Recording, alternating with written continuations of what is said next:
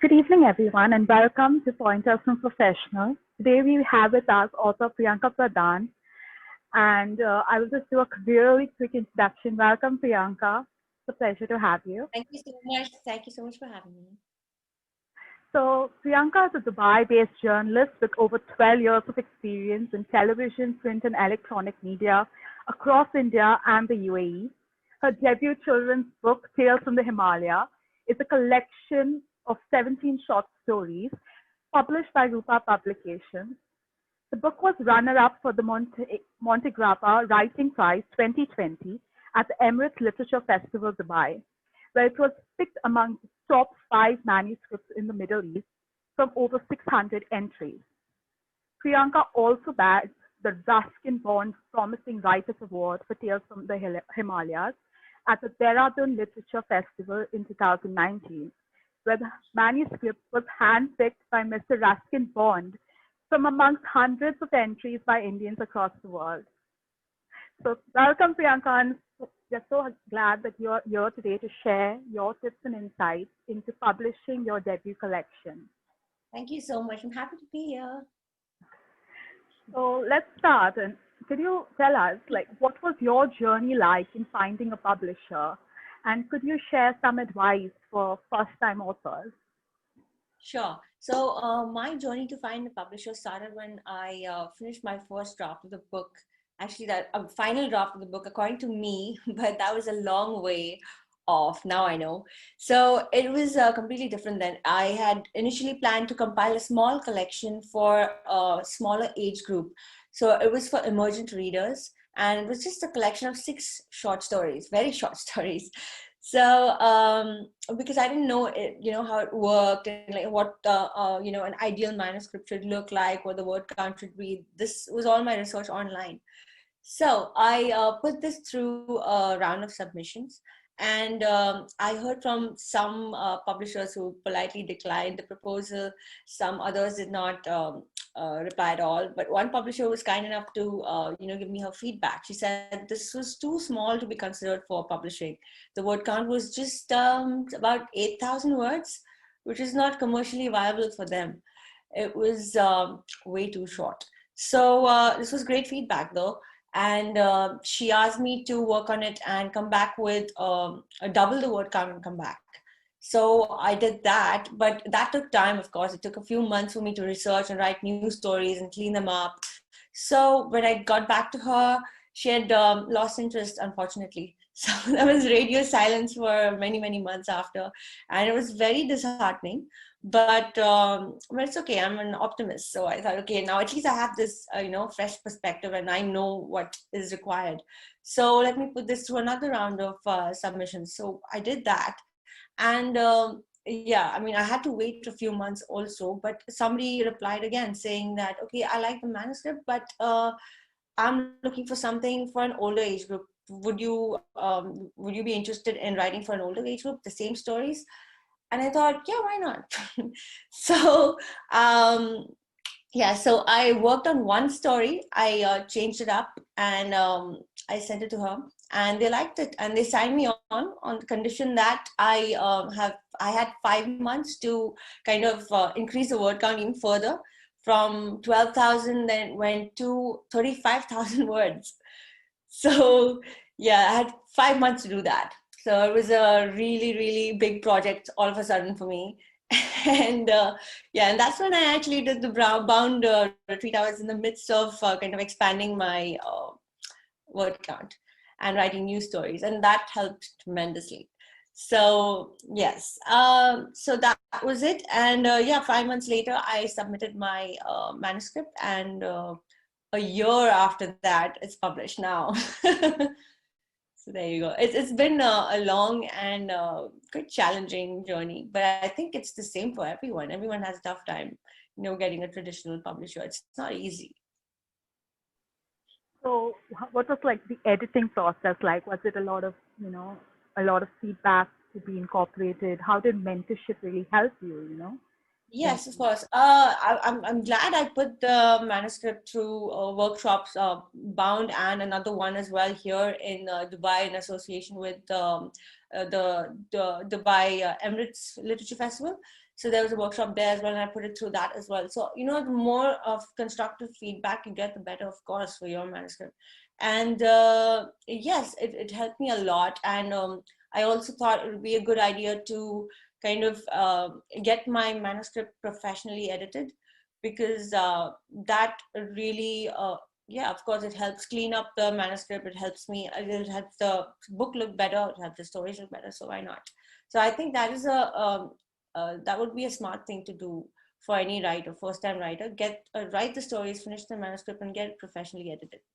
I think that really helps. Thank you for that. So, could you tell us a little about writing for a young audience? What should an author keep in mind in terms of structuring the writing and writing the voice for a So, young I audience? mean, I've always said that as a writer, you are what you read, right? The more of what you read, the easier it will be for you to write in that genre, right? So I read a lot of children's books and young adult fiction. I still like to read it, not only when I was a child, I still like it. I have this section in my bookshelf which is full of just children's books. I just love them. So yeah, since I've been reading them and I love reading them, I think it came very naturally to me. I didn't overthink the structure. I didn't overthink, oh, okay, is it going to our kids not going to understand this? No, I mean, it just came naturally. I just wrote what. And I think also that it would be not be a good idea to kind of dumb things down or like go out of your way to make oversimplify things for kids, because they're so perceptive and they're so sensitive. They are able to understand things in a different way. I mean, we might kind of underestimate them sometimes. So yeah, I think it's just because your readers are kids, you shouldn't kind of assume that they don't get what you mean. They do. They always do. So yeah. So I said let's just let it flow and let's not overthink it, and that's how I did it. Yeah. Wow, that's really impressive because it was a short span of time, and It was a very short span of time and the deadline was looming and a over. debut. So, could you tell us how you did address this a little bit, but how did the book change over time? And what should an author keep in mind when putting together a collection or an anthology? Right. So, yes, it did change a lot over time in terms of word count, and also, the change in the readership. I had to write for a different readership. And I'm so glad that I got feedback from many people, about what worked and what did not. Friends and family, okay, you can circulate your manuscript amongst them, but they might be too kind. So they might be too nice to you. So it's important to actually get in touch with other writers, get in touch with a collective, a collective of writers, and workshop your manuscript. So that's what I did. And yes, I'm glad it changed the way it did, because it worked out. And then, yes, about writing a collection of stories, I think consistency is key. There should be one element or something that, is a common thread between all the stories. For me, for example, uh, the stories were very varied. They were very different. Some of them were, just high on entertainment value. They were just for fun. Some of them kind of dealt with darker topics like dealing with death, and some of them were ghost stories even. So they were it was a really mixed bag. But I think one or two common things were that, one, the characters always kind of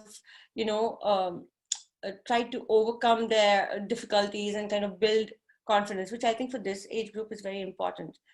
And the other thing was that just the central theme of appreciating the smaller and simpler joys of life. I think that was the central theme that ran throughout the book, throughout the 17 stories.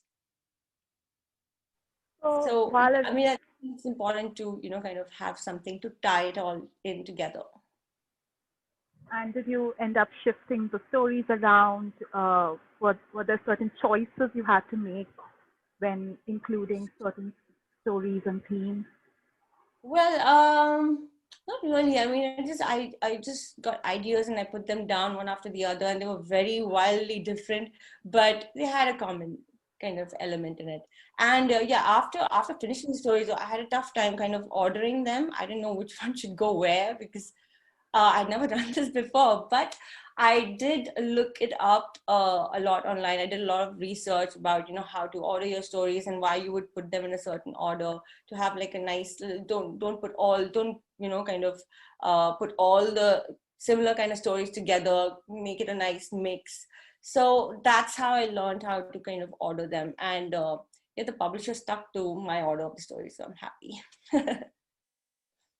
So we have a question, and it is, what is the intended age group for your collection of So stories? So this would be middle grade readers mainly.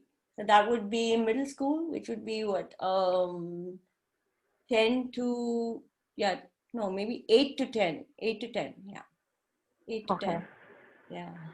But I think something like About the Mountains is something everyone would want to read. I personally still read Ruskin Bond books, so Yeah, he I think the lines are quite blurry, and I think you know, writing should a good writing should appeal to everyone, regardless of age. so please do everyone please do drop in your questions in the chat box, and we will be taking some more questions. But uh, so could you tell us how did you handle the experience of publishing a book during the pandemic?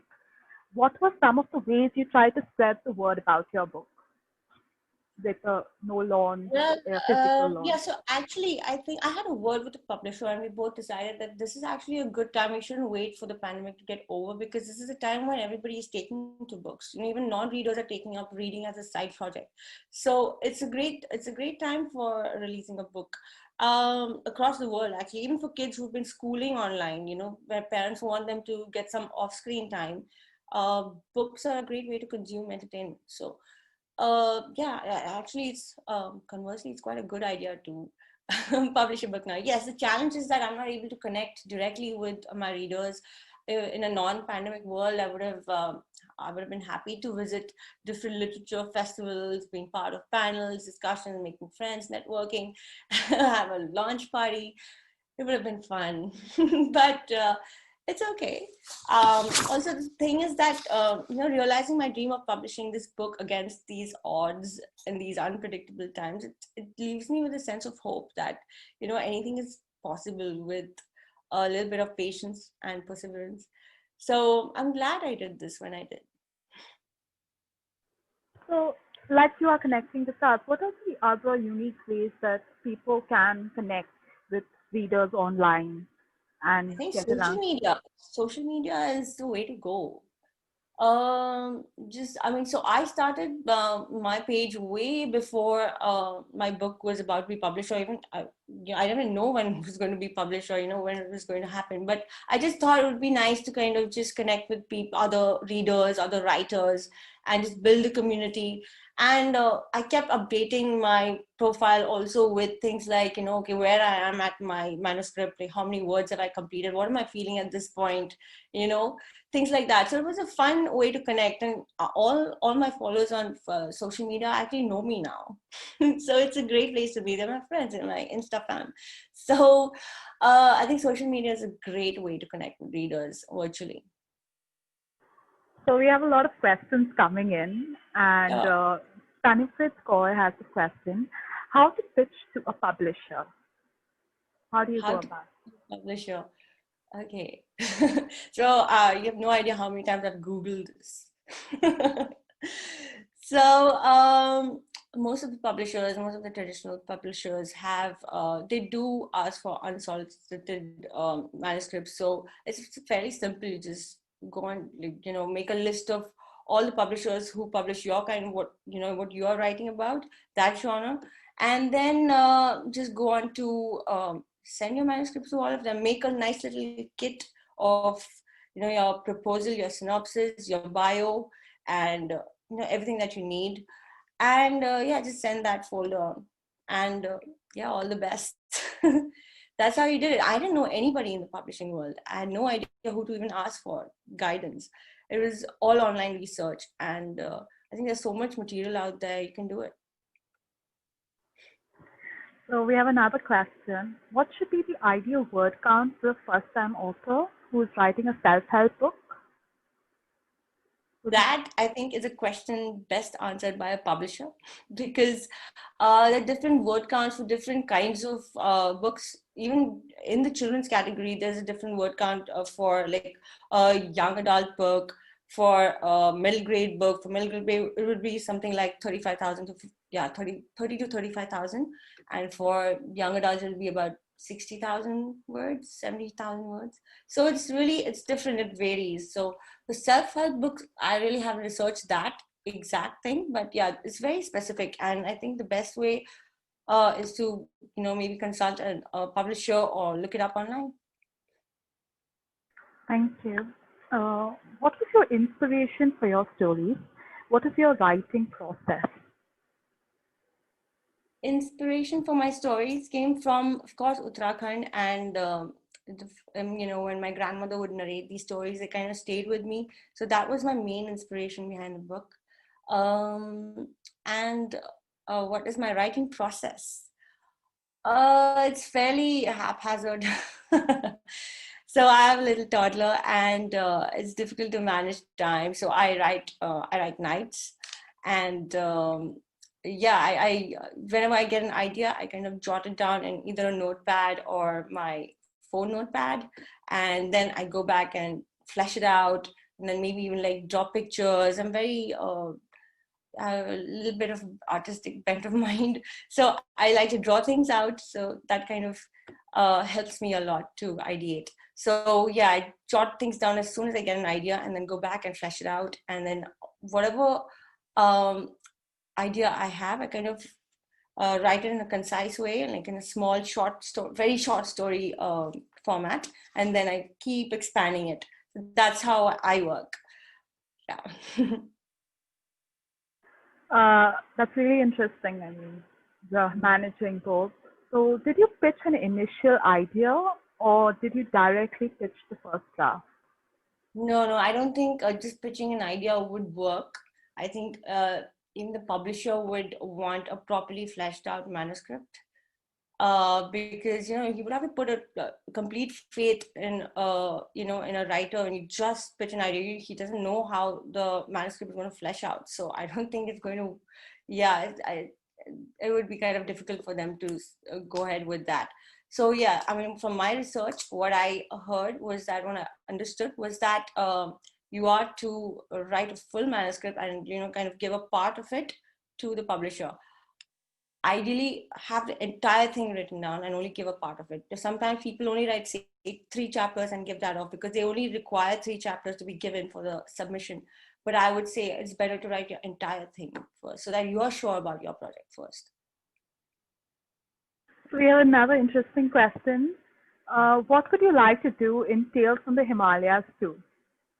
This question is from What RK. would I like to do?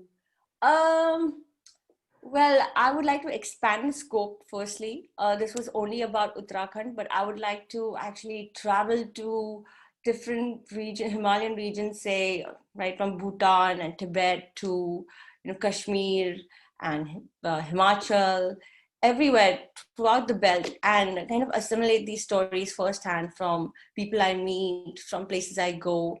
I think that would be such an amazing project to do. I'm so excited about it. But yes, COVID conditions.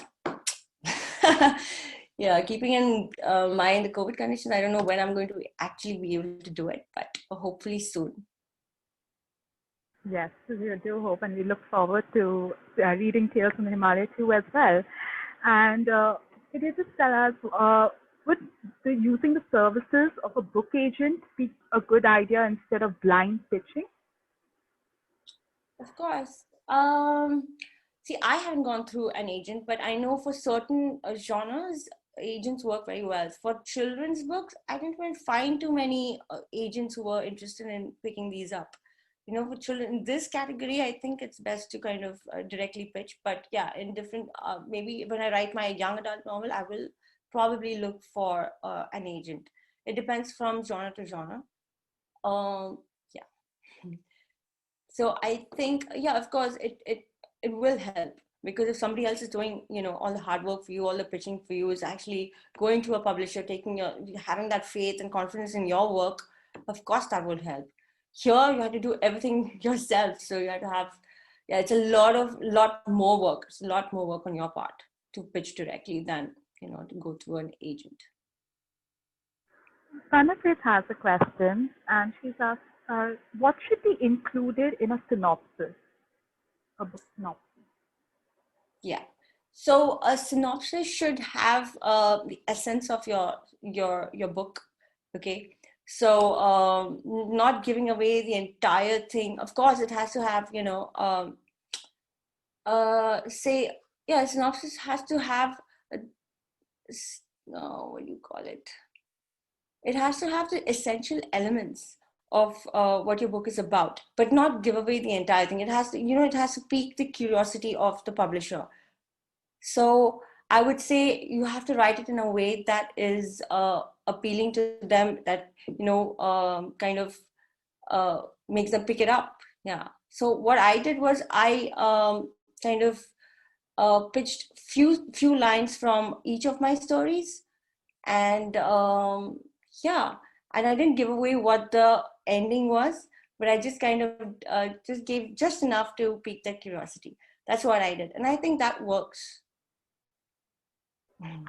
Thank you. So thank you for sharing that Yeah. insight. And what would you say should be your legacy to the next generation of readers who will be reading your book in years to come, especially those who will someday be telling stories of their own? Wow. I think my legacy would just be to enjoy stories. I mean, read for the love of reading, just just do it as a form of consuming entertainment, just as because these days people say, okay, reading books is something that I just have to do because my mother, or my parents have bought this for me. It's just a lot of work. It seems like a lot of work, but when I grew up, books were just a form of entertainment. I never watched TV.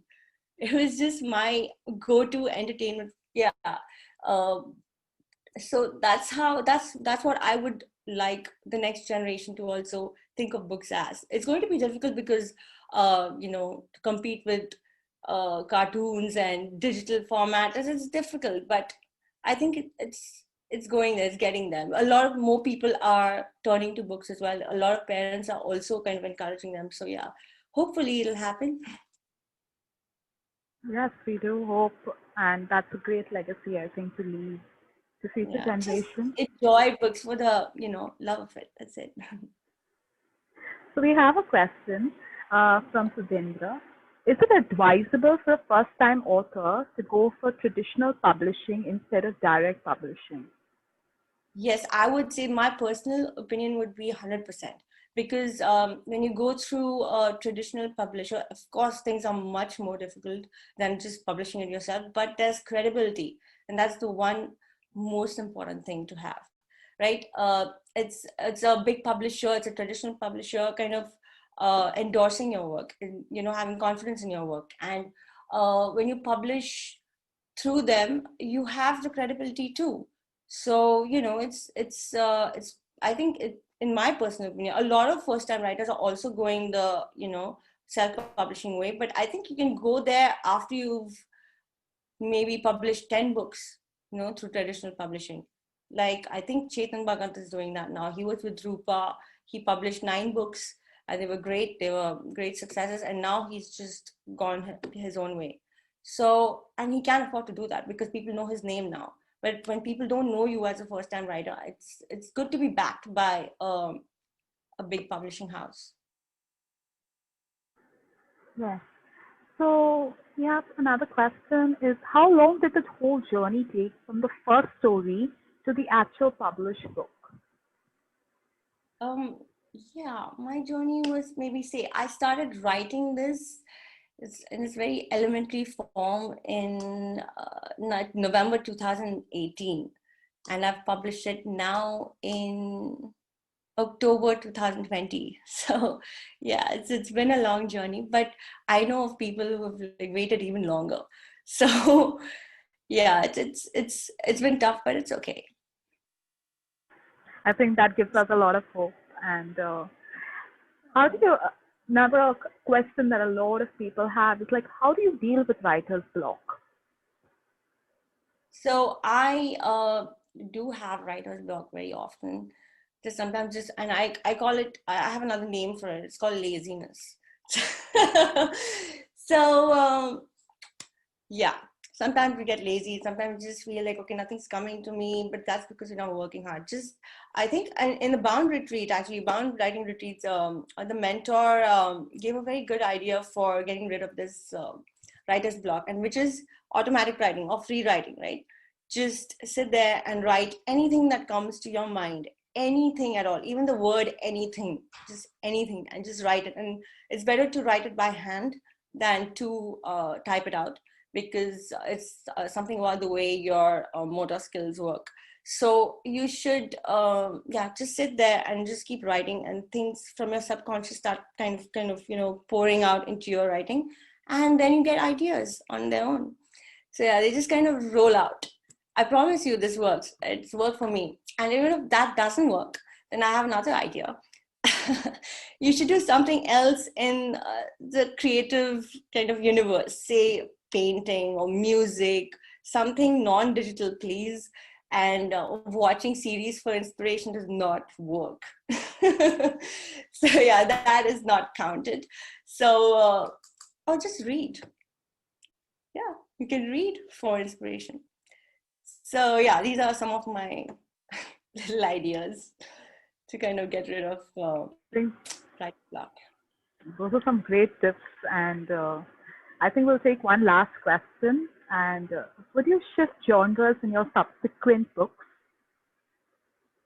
I think from children's, yes, I will write. I am actually in the process of ideating and writing the first draft of my young adult book. So that is a small shift in genre. But I want to stay in this children's and young adult kind of area. I don't know, never say never, right? But I don't know if I'll write an adult novel one day. But yeah, maybe it's not anytime in the near future. Maybe in the far future. We really do look forward to more of your works, and we wish you all the best with the Tales from the Himalaya and subsequent works. Thank Uh, you. so it's been a great chat, and I think all of I our have one listeners. question. I have Sure. one Tara. question, Priyanka. So yeah, so this is a question that I had, when I was working on your book. So since it's targeted towards middle grade, readers, and it's very fascinating because you really captured that voice so well, and I think it's applicable to even, I mean, I think adults and your target audience would love it alike. Thank you. But when you were sort of figuring out, like, okay, is the voice working, are the stories working, did you have beta readers who were in that age group? I'm just curious. I actually did not. My research was, oops. Yeah, my research was basically through reading other books in the same genre. That's Okay. how I figured out the voice and if it was working or not. So I kind of tried to make it as similar as possible. I didn't know anybody in that age group or parents of that, age group, yeah, kids of that age group. So yeah, I had no way to do that. Okay. No, I mean, it was achieved so well, so I was Thank you. wondering. I think just reading the same, like I said, you are what you read, right? So that's Right. how I figured it out. Thank you so much for this chat to all our viewers and listeners. Uh, we also Bound also teaches how publishing 101 class, where you will get insights into how writing a query letter uh, and important takeaways, a checklist for what to do and how to get published. So the class is taught by Tara Kandilwal and Aishwarya Javadekar, and it is this weekend. So do check it out if you are interested in learning more about publishing. We also have other online classes which you can explore, and we wish you all the best in your writing endeavors. And thank you so much for joining in for today's webinar. And thank you, Priyanka, once again. It was Thank you. lovely chatting with you. Thank you so much. Priyanka, do you have a copy of your book that you can hold out? do. Fresh from India. It's just arrived. Great. It's a lovely cover with Ruskin Bond on the. Ruskin Bond has given a quote, so that's just amazing. Read up into as well. Right. There you go. Thank you. Thank you so much for having me.